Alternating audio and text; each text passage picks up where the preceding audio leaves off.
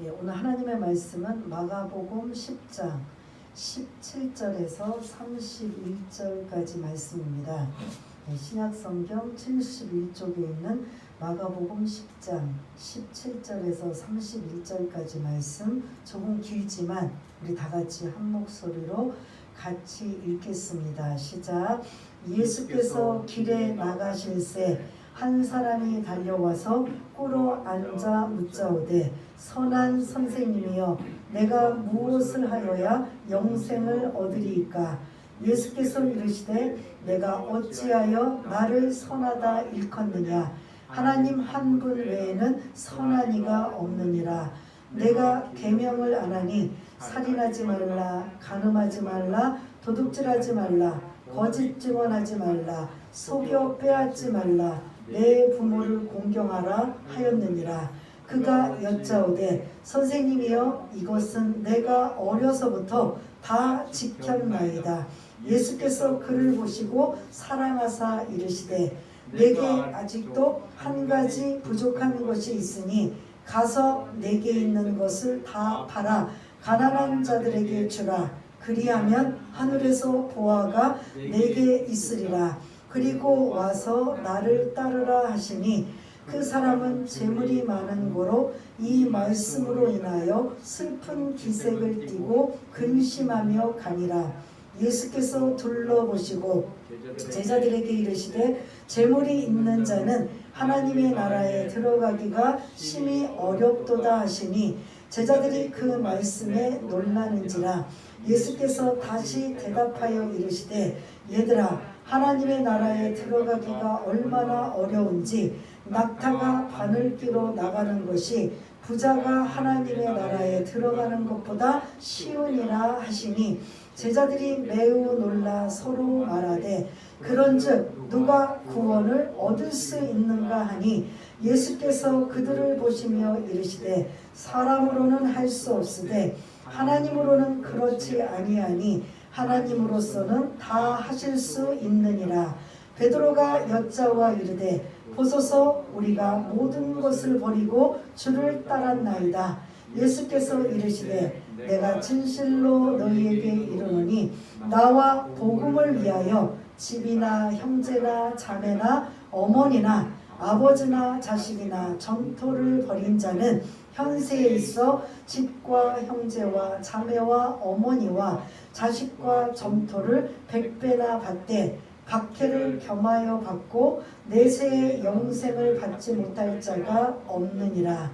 그러나 먼저 된 자로서 나중되고 나중된 자로서 먼저 될 자가 많으니라. 아멘. 오늘 말씀은 부자 청년과 주제가 영생이에요. 다른 말로 구원입니다. 그래서 부자 청년과 영생이라는 제목을 가지고 오늘 말씀을 함께 은혜를 나누고자 합니다. 오늘 이 부자 청년은 사실은 부자 청년이라고 나오지는 않지만, 이 마가복음 10장의 이 오늘 본문은 마태복음 19장과 누가복음 18장에 동일한 내용들이 나옵니다. 그래서 오늘 이 본문 17절에 보면 여기서 이름도 나오지 않고 뭐라고 표현해요? 17절에 길에서 예수님께서 길에서 나가실 때 누가 달려와요? 한 사람이라고 표현해요. 이름도 없고, 이 한 사람이 과연 젊은 사람인지 노인인지 아니면 여자인지 남자인지 누군지는 모르지만 한 사람이라고 표현하고 있는데, 마태복음과 누가복음을 다 합쳐서 설명을 드리자면 부자 청년이라는 거죠. 오늘 이 본문에도 마찬가지예요. 그가 재물이 많은 거로 22절에 보면 재물이 많다라고 좀 언급하잖아요. 그리고 이 부자라는 소리고, 마태복음과 누가복음에 보면은 청년으로 등장합니다. 그리고 이 청년은 부자도 그냥 부자가 아니고 큰 부자라고 누가복음에 언급하고 있고요. 마태복음에서는 이 사람의 직업이 나오는데 관원이라고 나와요. 관리자. 이걸 좀 정리를 하자면, 이 17절에 등장하는 한 사람은 연령층은 청년입니다. 그런데 이 청년이 큰 부자예요. 그리고 부자뿐만 아니라 직업도 아주 그런 좋은 간원인 걸 볼 수가 있습니다. 어떻게 보면 세상 사람들 우리 모두가 부러워하는 이러한 사람 중에 하나라고 볼 수가 있어요. 직장도 안전하고 고위직이지요. 거기다가 또 큰 부자예요. 그리고 이 사람이 또 나이가 많은 것도 아니고 젊은 청년이에요. 이런 청년뿐만 아니라 오늘 이 17절을 좀 보자면 예수님 앞에 그냥 아주 그냥 부자고 그런 관리이다 보니까 거들먹거리고 나온 게 아니라 예수님 앞에 어떤 모양으로 나왔죠? 달려와서 포로 앉아라고 표현해요. 아주 겸손한 청년입니다. 그리고 이제 선한 선생님이여, 내가 예수님을 선한 선생님, 랍비여, 선생님이여, 이렇게도 그 당시에는 굉장히 존경의 대상인데 거기 앞에 선한 선생님이여라고 이런 수식어를 달리고 있는 이러한 것을 본다라면 아마 이런 좀 조금 이따가 이제 설명을 드리겠지만 좀 남다른 사람이에요. 거기다가 내가 무엇을 하여야 영생을 얻을 수 있습니까? 라는 이 질문을 본다면 대부분의 사람들이 예수님 앞에 우리가 지금 그 10장까지 지금 말씀을 나누고 있지만 대부분의 사람들이 예수님 앞에 나왔을 때는 어떤 목적을 가지고 나왔어요? 병고침의 문제, 귀신을 쫓아낸다든지 대부분은 병고침의 문제로 찾아왔는데 이 젊은 청년은, 이 부자 청년, 이제 제가 통칭으로 부자 청년이라고 말씀드리겠습니다. 이 부자 청년은 그의 그런 병고침도 아니고 당장 어떤 다른 사람들이 찾는 게 아니라 궁금해하는 게 아니라 내가 무엇을 하여야 영생을 얻을 수 있습니까? 라는 진리에 관한, 구원에 관한 이런 부분을 고민하고 있는 사람이다 라고 신앙적인 면을 우리가 엿볼 수가 있다는 거죠. 그러면서 이제 19절 20절에 보면 십계명이 등장합니다. 예수님께서 그 십계명을 말씀하고 있을 때 20절에 보면 선생님이요, 이것은 내가 어려서부터 뭐 했다고요? 계명을 다 지켰다는 거예요. 그러면 도덕적으로도 윤리적으로도 이 19절에 등장하고 있는 이 계명들이 등장하고 있는데 도덕적으로 윤리적으로도 어긋남이 없는 정말 그 지금식으로 말하면 교회 오빠 하면 통칭으로 바른 생활, 모범적인 이러한 상황을 볼 수가 있는데 어느 것 하나 부족함이 없는 모든 것들을 다 갖추고 있는 부도, 명예도, 젊음도, 그리고 겸손하기까지, 그리고 계명도 어렸을 때부터 지키고, 그리고 이렇게 그런 여러 가지 존경심과 이런 모든 것들을 합쳐보면 한마디로 부러운 사람이에요. 지금도 이런 사람이 과연 있을까? 이 정도의 갖춘 사람이라면 젊었을 때는 좀 실수도 하기 때문에 교만하든지 거만하든지 거들먹거릴 수가 있는데 예수님 앞에 무릎 꿇고 와서 자기가 고민했던 그 문제를 가지고 오는 이 17절의 질문이 오늘 어떻게 보면 전체 17절과 31절까지의 핵심적인 말씀이라고 볼 수가 있습니다. 예수님 앞에 나와서 내가 무엇을 하여야 뭐를 얻을 수 있나이까? 영생. 다른 말로 뭐라고요? 구원을 얻을 수 있습니까? 근데 문제는 질문이 잘못되어 있어요. 내가 무엇을 하여야? 이게 유대인들의 사고방식이에요. 영생 구원은 그들이 어떤 것을 해야만이 구원을 얻을 수 있다, 영생을 얻을 수 있다라는 이런 행위를 지금 언급하고 있는 거예요. 그래서 선행을 통해서 내가 어떤 선행을 통해서 이 영생을 얻을 수 있습니까? 라는 그가 평소에 고민했던 부분을 예수님 앞에 가지고 나온, 어떻게 보면 아주 예수님이 정말 탐낼 만한 이러한 제자리에 좀 같이 좀 끼어 들어갔으면 우리 12명의 제자 속에 좀 합류했으면 할 정도로 이 21절에 예수님이 그를 사랑하셨다라는 이 표현을 쓰고 있는데요. 그런 생각을 아마 갖지 않았을까. 요즘에 그 당시도 마찬가지고 요즘도 마찬가지고 다 가졌는데 신앙도 좋다. 이런 사람 있어요? 있을 수도 있지만 사실은 찾아보기 힘들어요. 근데 인생의 세상의 모든 것 풍파를 지난 다음에 겸손해지고 또 그런 또 연륜이 있어서 그런 그 겸손함을 가졌다면 모르지만 이 사람은 아직 젊은 사람이라는 거예요. 그 젊었음에도 불구하고 대발하지 않고 거만하지 않고 겸손한 모습으로 주님 앞에 나와 있는 이 전체의 모습을 본다면 이 사람에게 무엇이 문제가 있어? 어렸을 때부터 계명 다 지켜. 뭐 가진 거 많아. 그리고 신앙적으로도 아무 흠이 없어. 이런 사람이 이제 좀 시간이 이제 지나가면 이제 좀 달라지는 걸 볼 수가 있습니다. 28절에 보니까 예수님께서 말씀하시죠. 네가 어찌하여 나를 선하다 일컫느냐라고 하면서 좀 이렇게 좋은 상황으로 받아들이시는 게 아니라 그를 이제 어떠한 잘못된 부분을 고쳐주기 위하여 또 그런 그가 영생에 관한 부분들을 알려주시기 위하여 그런 좀 다정하게 지금 접근하지는 않는 걸 볼 수가 있습니다. 그러면서 19절에 말씀하시죠. 계명을 지켜라. 네가 만일 선한 행위로 구원을 받기 원한다면 그게 아니잖아요. 사실은 우리가 지금 구원은 여러분들이 어떤 행위를 통해서 구원받았습니까? 전혀 아닌 거예요. 근데 이 청년이 질문한 그 질문을 가지고 예수님이 같이 율법으로 지금 접근하고 있어요. 청년이 율법을 가지고 예수님 앞에 질문을 던진다면 예수님도 똑같이 그 율법을 가지고 율법의 엑기스가 핵심이 뭐냐면 십계명이라는 거거든요. 그 십계명을 가지고 예수님이 네가 그렇게 그 율법을 근거로 해서 지금 질문을 던져? 그러면 율법의 핵심인 계명을 지금 지켜라 라고 지금 18절 19절에 말씀하셔요. 우리가 잘 알고 있는 것처럼 살인하지 말라 몇 계명에 있는 것 같아요? 6계명이에요.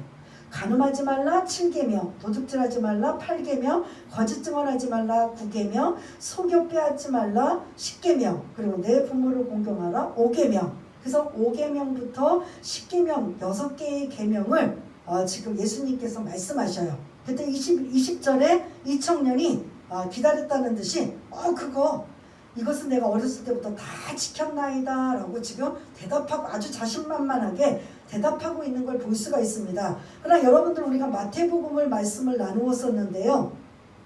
마태복음 5장에 보면 여러분들 살인하지 말라의 그 규정은 어디까지가 살인하지 말라의 살인이 그 규정이 됐다고 예수님이 그 신명기에 그 모세를 통해서 십계명을 주셨지만 예수님이 오셔서 그 십계명을 더 완전케 하시기 위해서 살인하지 말라의 규정은 어디까지 가야 되냐면 분노하는 것까지 살인의 그런 그 안에 들어가고 있는 걸 볼 수가 있습니다. 간음하지 말라는 어디까지 들어갈까요? 음욕을 품는. 이거는 남들에게 보기에는 죄도 아니에요. 그 남들이 보기에는 그거는 무슨 저 사람이 음욕을 가졌는지 어쨌는지도 몰라요. 그러나 본인 자신은 그러한 생각을 가지고 있다면 마음에서 짓는 죄까지도 하나님이 보시기에는 이 계명을 네가 그렇게 잘 지켰느냐라고 했을 때 예수님의 질문에 이 청년은 그렇게 깊이 있게 대답하지 않고 남들이 보기에 사람들이 보기에 내가 상대적으로 내가 이러이러한 5계명부터 10계명까지를 내가 다 지켰나이다. 남을 해치거나 남을 괴롭게 하거나 남을 힘들게 하거나 난 그런 적이 없습니다. 그러나 이걸 더 깊이 예수님이 말씀하신다면 네 마음속에 음욕도 없었느냐? 네 마음속에 분노도 한 번도 없었느냐? 라고 한다면 있었을까요? 없었을까요? 없다라는 건 거짓말인 거죠. 왜냐하면 인간은 죄로부터 죄성을 가지고 태어났기 때문에 어떤 식으로라도 죄가 우리를 사로잡는 걸 볼 수가 있는데 예수님이 이렇게 상대적인 계명을 말씀하셨을 때 나는 다 지켰나이다 라고 이렇게 자신만만하게 하고 있지만 우리가 마태복음 5장에 담겨있는 분노, 음욕 이런 것까지도 살인이거나 분노라고 한다면 과연 20절에 내가 어려서부터 다 지켰나이다 라고 고백할 수 있을까요? 없을까요?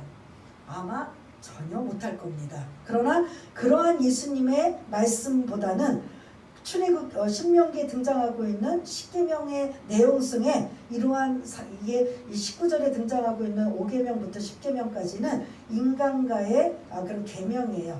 그러니까 십계명은 두 개로 나누어져 있잖아요.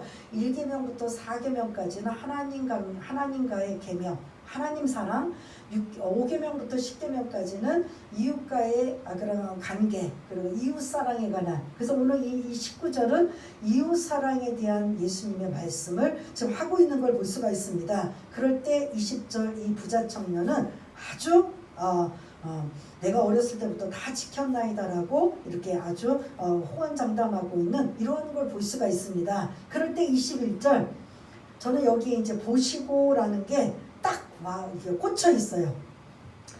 신령하신 분이 우리의 마음을 깨뚫고 계시는 분이 그를 보셨다라고 한다면 뭐가 있다는 거예요? 없다라는 거예요?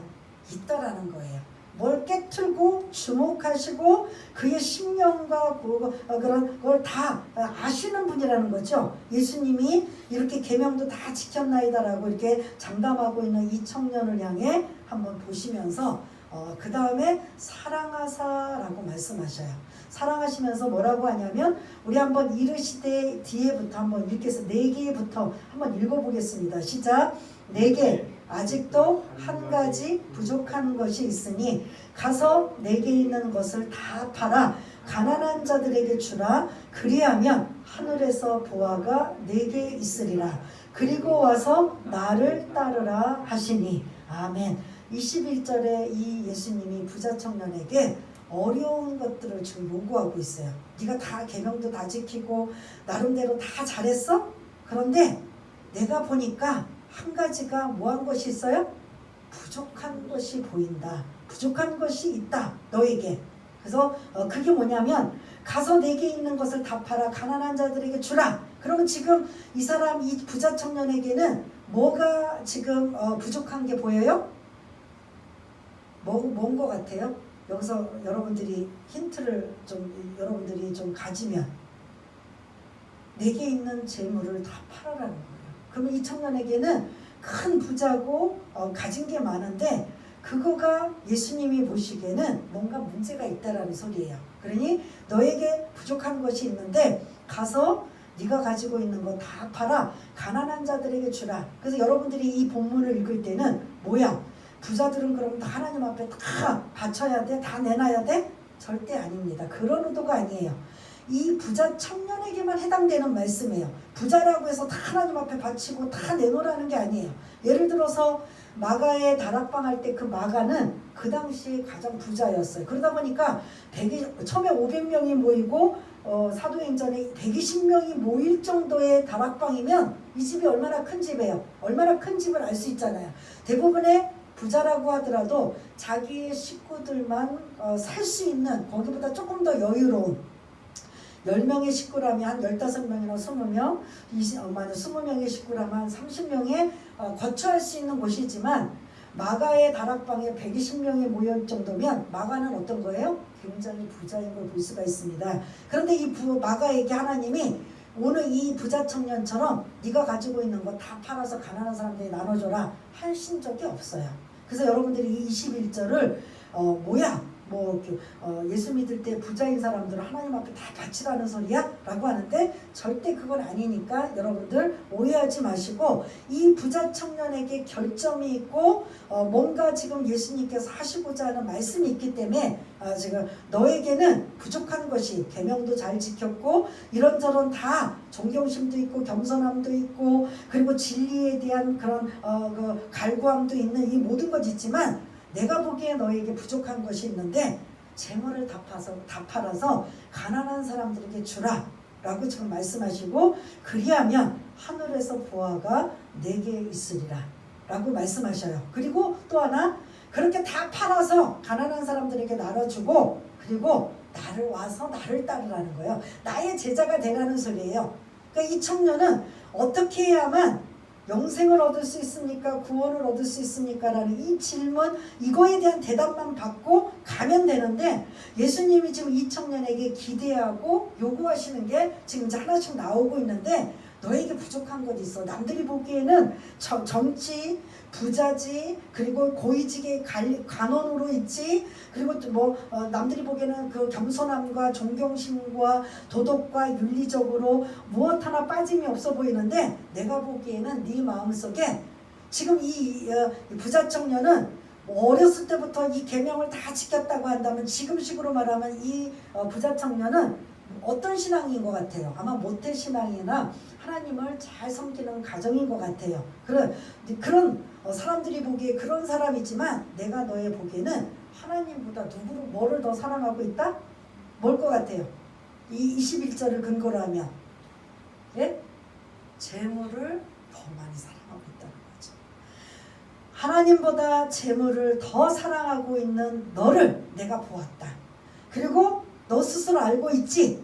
그러니 네가 정말 하나님을 잘 섬기기를 원한다면, 그리고 하늘에 보화가 있기를 원한다면 네가 가지고 있는 걸 다 팔아 가난한 자에게 주라 라고 하고, 그리고 와서 나를 따르라, 너 내 제자가 되라 라는 이러한 말씀을 지금 이 부자 청년에게 요구하고 있는 걸 볼 수가 있습니다. 이 예수님의 말씀을 들은 이 22절에 부자 청년의 반응이 나와요. 우리 한번 22절 한번 읽어보겠습니다. 시작. 그 사람은 재물이 많은 거로 이 말씀으로 인하여 슬픈 기색을 띠고 근심하며 가니라. 아멘. 한마디로 여기까지 부자 청년에 대한 이야기가 여기서 이제 일단락을 낳게 되는데요. 이 청년은 남이 보기에 신앙도 좋고 믿음도 좋고 또 젊고 부자고 사람들이 보기에 정말 부러워할 대상이지만, 예수님이 이 청년을 보았을 때 버려야 될 것, 그리고 더 보완이 될 것은 하나님보다 뭘 더 사랑하고 있다? 재물을, 돈을, 물질을 더 사랑하고 있다는 걸 주님께서 아시고, 그것에 대해 그가 그 부분에 대한 약점을 예수님께서 건드리니까 어떻게 해요? 아, 그렇습니까? 라고 하지 않고, 재물이 너무 많아서 이걸 다 팔아서 가난한 사람에게 준다? 이게 감당이 안 되는 거죠. 그래서 슬픈 기색을 띠고 근심하며 영생이든 구원이든 상관없이 돌아가는 이러한 내용을 볼 수가 있습니다. 21절 말씀이 참 중요해요. 예수님이 제가 다른 버전으로 쉽게 설명을 드리자면, 얘야, 너는, 청년아, 너는 지금 땅의 보화가 어마어마하다. 그런데 문제는 네가 영생하고 구원받아 천국에 가면, 하나님의 나라에 가면 하늘의 보화가 쌓일 만한 것이 아무것도 없다라는 거예요. 여러분들은 어떤 게 좋으실 것 같아요? 땅의 보화가 많은 게 좋아요? 하늘의 보화가 많은 게 좋아요? 여러분들이 영적으로 말한다면 하늘의 보화가 많은 걸 좋고, 솔직히 여러분들의 정직하게 말한다면 이 땅의 보화도 많은 걸 원하잖아요. 그래서 이왕이면 땅의 보화도 많고 하늘에도 보화가 많은 게 아마 우리들의 바람일 수가 있는데, 이게 안 된다라는 거죠. 가진 자는 뭐가 있냐면 욕심과 탐심이 있다라는 거죠. 이 21절 안에 예수님이 계명으로 말씀하셨는데 계명으로 대답해요. 제 1계명이 뭐냐면, 내게 다른 신을 내게 두지 말지니라. 다른 신을, 다른 우상을 내게 두지 말라. 하나님 앞에 다른 우상, 다른 신을, 우상을 두지 말라라고 첫 번째 계명을 말씀하셔요. 그러면 우상은 이런 부처나 뭐 이런 것들만 우상이 아니라 하나님보다 더 마음이 가고 또 그리고 더 집중하고 더 중요하게 여기는 건 다 우상인 걸 볼 수가 있습니다. 그래서 그 골로새서 3장 5절에 보면은 탐심은 우상 숭배다라고 표현해요. 그러면 그 우상은 탐심이 될 수도 있고, 탐심은 결국 어디서부터 대부분의 탐심이 있느냐면 재물을 통해서 탐심이 생기는 걸 볼 수가 있습니다. 그래서 여기 21절에 부자 청년의 부족한 한 가지가 뭐냐면, 너는 제 1계명을 어기고 있다라는 거죠.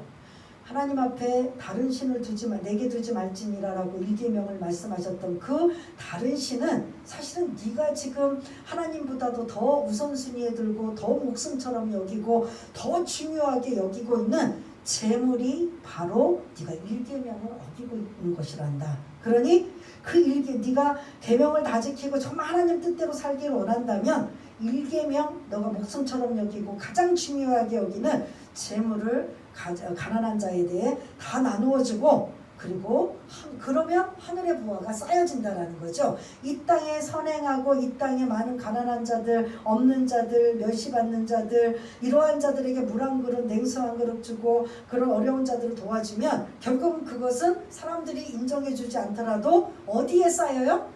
하늘의 보화로 쌓여진다는 거죠. 근데 이 청년에게는 너는 지금 이 땅에서는 엄청난 거부고 부자지만 땅의 보화는 많이 가지고 있지만 하늘의 보화가 지금 없구나. 하늘의 부하가 중요한 거야. 이 땅에 네가 젊으니까 천년 만년 살 것 같으지 결국은 한계가 있는 이 땅의 삶이 구원받아서 천국의 하나님 나라에 들어가게 되면 영원한 곳에 너가 준비한 쌓아놓은 하늘의 부하가 없다면 그건 안 되지 않겠니? 라고 지금 예수님이 이런 21절에 많은 것들을 담겨져 있는 걸 볼 수가 있습니다. 그러나 이 21절에 이렇게 이 부자 청년에게 이러한 것들을 요구하지만 우리가 17절부터 쭉 보면 이 부자 청년은 사실 대단해요, 안 대단해요? 엄청나게 대단한 거예요. 그런데 거기에 정말 흔들리지 않고 그것만은 내놓지 않고 그것만은 목숨처럼 여기고 있는 이 재물은 요지부동이에요. 갖고 있는 거예요. 하나님 내가 잘 섬겨요. 그렇지만 재물도 내가 꼭 지키겠습니다. 근데 성경에 보면 예수님께서 마태복음도 보면 하나님과 재물을 겸하여 섬길 수 있다라고 했어요, 없어요? 섬길 수 없다라고 했어요. 재물은 곧 우상숭배, 우상이 될 수밖에 없습니다. 그래서 21절에 네가 정말 하나님을 사랑한다면 하나님보다 더 중요하게 여기고 있는 재물을 내려놓으라는 거죠. 그러면 주님이 이 부자 청년에게 이렇게 요구하고 파산되고 가난하고 아주 그냥 그 헐벗은 거지로 만들기 위해서 이렇게 말씀하셨을까? 그런 뜻인 건 아닌 거죠. 우선순위를 바꾸라는 거예요. 너는 지금 계명도 잘 지키고 신앙생활도 잘하고 사람들이 보기에는 정말 흠모할 만한 대상인지 모르지만 내가 보기에는 하나님보다 더 우선순위는 재물인 걸 나는 보고 있고 알고 있다. 그러니 우선순위를 바꿔라 라고 말씀하셨던 이 부분에 그거를 아주 그냥 그 정곡을 찔린 것처럼 부자 청년은 어떻게 해요? 어떻게 하셨어요? 제가 그 부분 때문에 고민하고 있었는데 하지 않고 어떻게 해요? 근심하며 슬픈 기색을 띠고 떠나가는 이러한 걸 볼 수가 있습니다. 이게 부자 청년이 영생에 대해 질문하고 해답을 얻으러 왔다가 오히려 자기가 하나님보다 재물을 더 사랑하고 있는 걸 예수님이 예수님 앞에 발각이 되고 그것을 지적을 받았을 때 더 어떤 행동도 취하지 않고 변화받지 않고 돌아가는 이러한 원래의 상태로 돌아가는 안타까운 모습, 이게 이제 17절부터 22절까지의 말씀이라면 23절부터 31절까지 말씀은 이 부자 청년의 영상에 관한 이러한 대화와 이런 것들을 가지고 제자들에게 그대로 학습을 지금 말씀하시는 거죠. 얘들아, 하나님의 나라, 영생, 구원에 관한 것은 어떤 것인 줄 아냐? 그리고 부자 청년이 다 듣고 가고 다 깨닫고 가면 좋은데 지금 다 깨닫고 갔어요? 못 깨닫어요? 자기가 궁금했던 그 질문에 답도 못 듣고 지금 갔단 말이에요. 재물이라는 것에 그냥 꽁꽁 묶여 있어서. 그러다 보니까 안타까운 이런 상황을 제자들에게 그 상황을 이제 하나하나 말씀하고 계시는 게 23절부터 31절까지 말씀이에요. 안타까운 그런 탄식에 그런 가까운 그런 마음으로 23절부터 예수님이 말씀하시지요. 재물이 있는 자는 하나님의 나라에 들어가기가 심히 어렵다는 거죠. 왜냐하면 그 재물을 지키고 그 재물을 유지하고 그러다 보면 하나님과 재물을 겸하여 섬긴다? 이건 안 된다라는 거죠. 그러다 보면 어느 순간 하나님보다 재물이 우선순위에 가 있는 이러한 걸 본다면 이건 우상숭배가 되는 이러한 상황을 볼 수가 있습니다. 이런 안타까운 말씀을 제자들에게 이어서 말씀하시고 얘들아 24절에 또 말씀하시죠. 하나님의 나라에 들어가기가 얼마나 어려운지 낙타가 바늘기로 들어가는 것이 부자가 하나님의 나라에 들어가는 것보다 쉬우니라 말씀하셔요. 여러분 낙타가 바늘기로 들어가는 게 쉬워요? 이것도 불가능인 거예요. 근데 더 불가능은 부자가 하나님의 나라에 들어가는 건 더 어렵다라는 소리예요. 그래서 낙타는 후대에 밧줄이라는 표현을 써요. 여러분 바늘기에 밧줄이 들어갈까요? 안 들어갈까요? 예? 들어가요? 안 들어가요? 들어갈 수가 없는 거죠. 그만큼 불가능인데 그렇게 부자가 재물을 내려놓는다라는 게 이게 쉬운 일이 아니라는 거죠. 하나님은 우리에게 항상 요구하십니다. 하나님과 재물을 겸하여 섬길 수 없느니라. 그래서 하나님이 우선인가 재물이 우선인가? 이 부자 청년은 뭐가 우선이에요? 재물이 우선이었던 겁니다. 그러다 보니까 제자들에게 그 부자 청년에 대한 안타까운 마음을 말씀하시면서 천국에 들어가는 게 이렇게 쉽지 않다라고 해요. 그러더니 그 소리를 들은 제자들이 26절에 이제 근심하는 거예요. 도대체 그럼 누가 구원을 얻을 수 있습니까? 부자도 하나님 나라에 천국에 들어갈 수 없다고 이렇게 예수님이 엄격한 말씀을 하고 계시는데 그럼 누가 구원을 얻을 수 있습니까? 라고 좀 언급해요. 근데 여러분 구원은 뭘로 구원 얻었어요? 물질로요?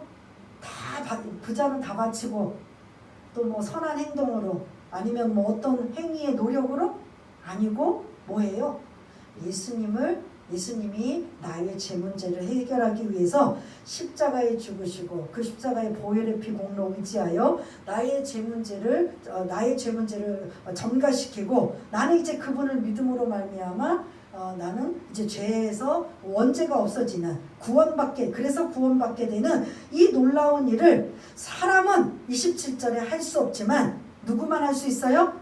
하나님으로는 그렇지 아니하나니 하나님으로서는 다 하실 수 있느니라. 이게 무슨 말씀이냐면 어떻게 하여야만 영생을 구원을 얻을 수 있습니까? 선한 행동 아니면 뭐 재물을 바쳐서 아니 어떤 노력으로 어떤 무엇을 해야만이 구원을 얻을 수 있습니까?가 아니라 그 십자가에 나의 죄를 짊어지고 죽으신 그 예수를 믿기만 하면 하나님으로서는 하실 수 있느니라. 구원받게 되는 놀라운 진리의 말씀을 27절에 지금 하고 있는 걸 볼 수가 있습니다. 그리고 29절부터 31절까지는 그렇게 하나님이 우선순위고 다른 어떤 것들을 내려놓다 보면 하나님이 주시는 보상이 29절, 30절, 31절에 언급되고 있는 걸 볼 수가 있습니다.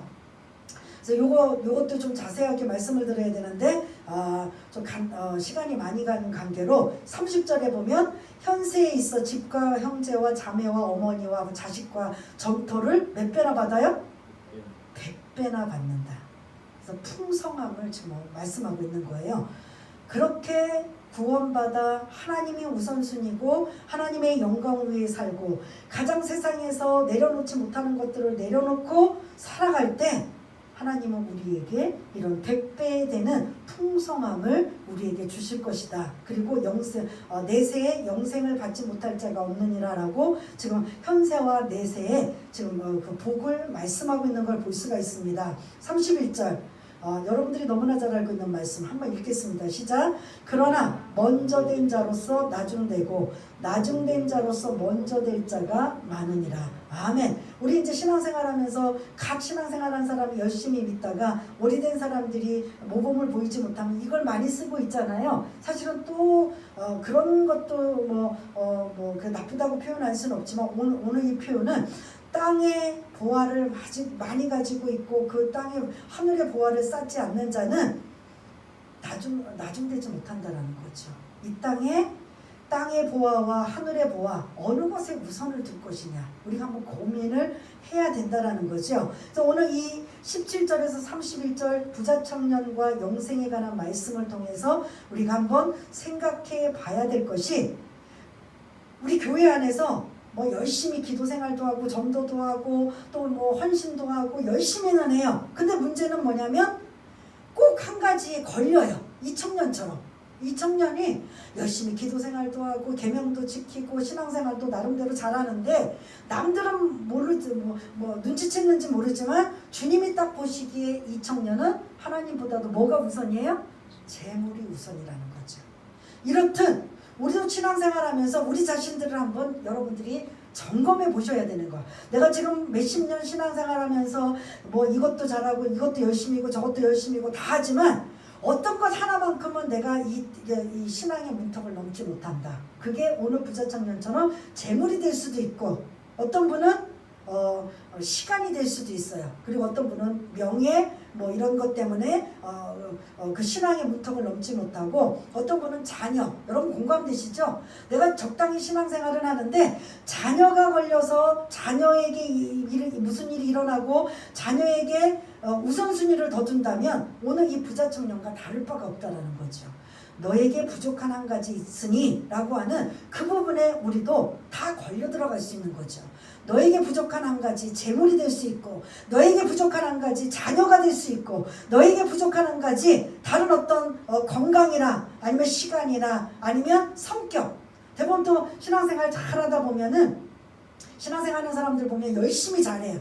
그런데 어떤 부분에 그 성격 때문에 넘어지고 무너지는 경우가 있어요. 이게 그 신앙의 문턱을 넘어서지 못하는 부자 청년과 다를 바가 없다라는 거죠. 그래서 그 밭의 비유에 보면은 어디에 자꾸 우리가 걸려 넘어지냐면, 저 길가밭과 돌짝밭과 가시떨기밭과 옥토밭이 있는데, 가시떨기밭에 가시의 기운, 재리와 그리고 이생의 그 염려와 재리와 이런 온갖 욕심의 그 가시의 기운이 막혀서 결실을 맺지 못하는 것처럼 우리 안에는 늘 그런 가시가 계속 찔르고 있다는 거죠.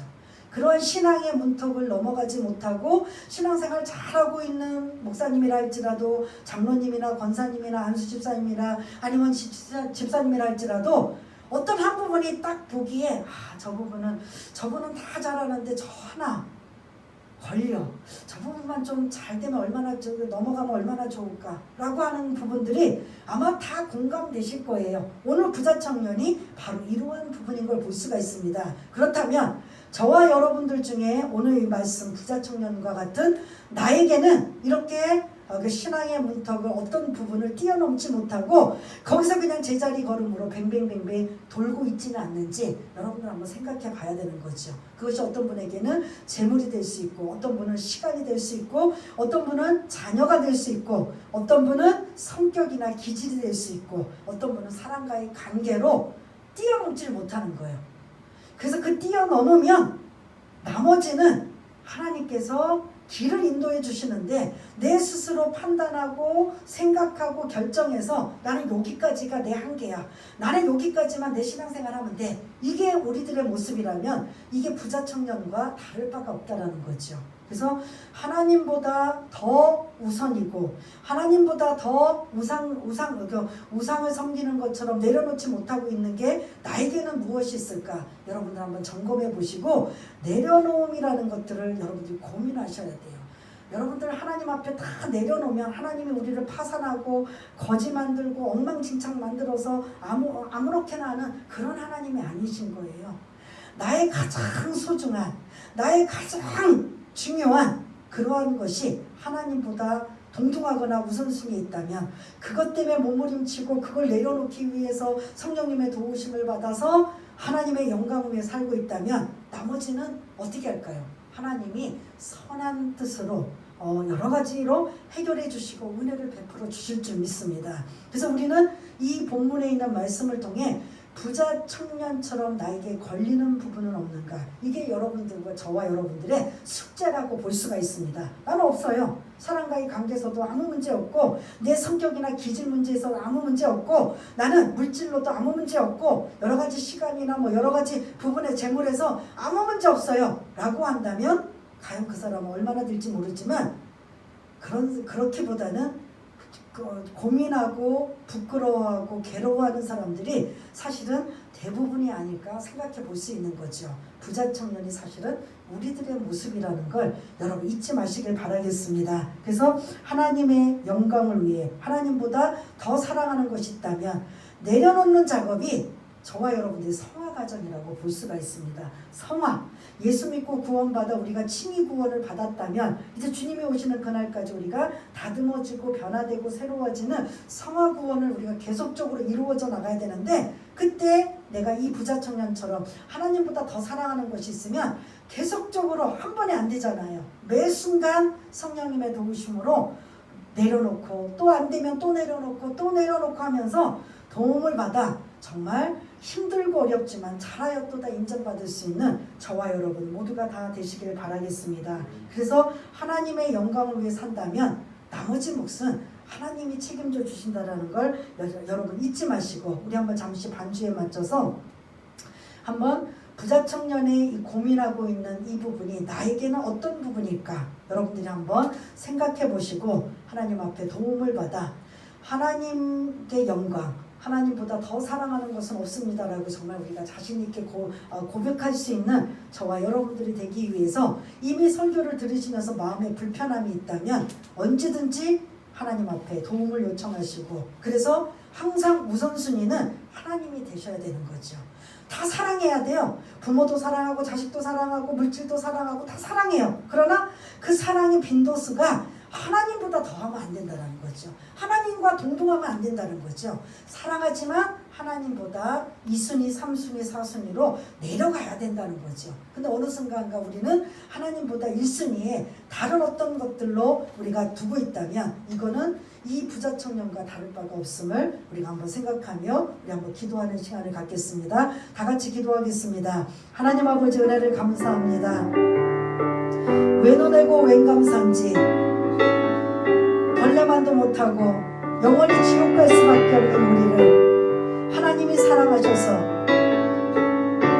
믿음으로 그 예수 그리스도를 나의 구세주로 고백하면 구원받게 되는 놀라운 이 하나님의 사랑을 우리가 잊어버리고 어느 순간부터인가 하나님보다 재물을 우선위에 두고 자녀를 우선순위에 두고 시간과 성격과 사람과의 관계를 우선순위에 두면서 적당히 신앙생활하고 있는 모습, 사람들은 몰라도 하나님은 이 부자 청년을 깨뜨려 보시는 것처럼 우리를 향해 이 21절처럼 한 가지 부족한 것이 있으니 라고 우리에게 주님이 말씀하신다면 우리는 언제라도 내려놓고 2순위, 3순위로 갈 수 있는 우리 모두가 될 수 있나.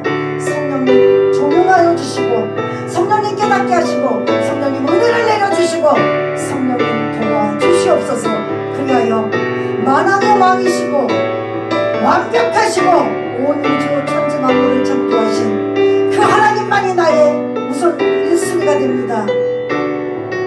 왜 자녀를 사랑하지 않고 물질을 사랑하지 않고 내가 가지고 있는 거 왜 사랑하지 않겠습니까? 그럼에도 불구하고 가장 1번의 우선순위는 하나님께 두겠습니다.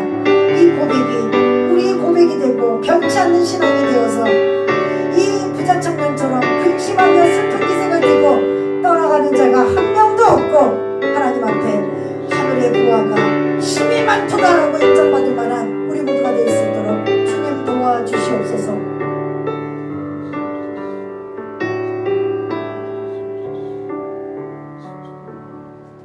하나님 아버지, 하나님보다 더 사랑하는 것 혹시 있다면 남들은 모르지만 자신들이 마음에 불편함이 있고 찔리는 마음이 있다면 그 모습 그대로 성령님의 도우심을 받아 1순위, 우선순위는 하나님을 둘 수 있는, 하나님을 더 사랑할 수 있는 우리 모두가 될 수 있도록 주님 도와주셔서 부자 청년처럼 근심하며 슬픈 기색을 띠고 가는 것이 아니라 오히려 주님 곁에 붙어 있어서 주님이 주시는 참 진리와 은혜와 사랑과 많은 것들의 결실을 맺고 사는 귀하고 복된 분들 다 될 수 있도록 주님 도와주시옵소서. 모든 것 감사드리오며 사랑이 많으신 예수님 이름으로 기도드리옵나이다. 아멘.